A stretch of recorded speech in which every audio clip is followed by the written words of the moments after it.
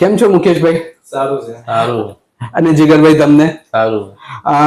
મુકેશભાઈ ને જીગરભાઈ તમે બંને થોડું કહી શકશો તમને શું તકલીફ હતી, શેના માટે આવ્યા હતા? મને હરસ ને ફિશર હતું.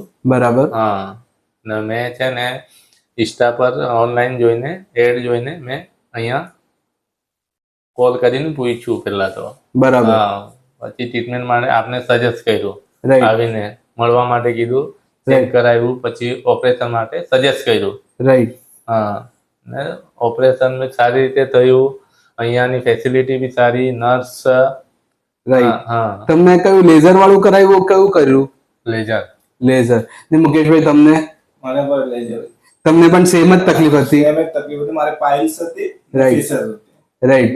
બંનેમાં હમણાં આરામ. આજે કેટલા દિવસ થઈ ગયા તમને?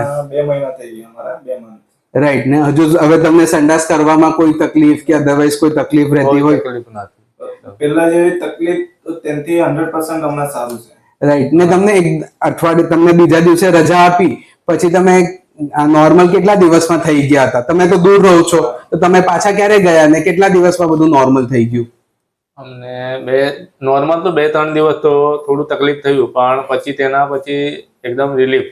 રાઈટ. હા, અમારું જોબ હતું એ પણ અમે 2 થી 3 દિવસમાં સ્ટાર્ટ કરી દીધું, જોઈન કરી લીધું જોબ. ત્રીજા ચોથા દિવસે તમારી જોબ તમે ચાલુ કરી દીધી.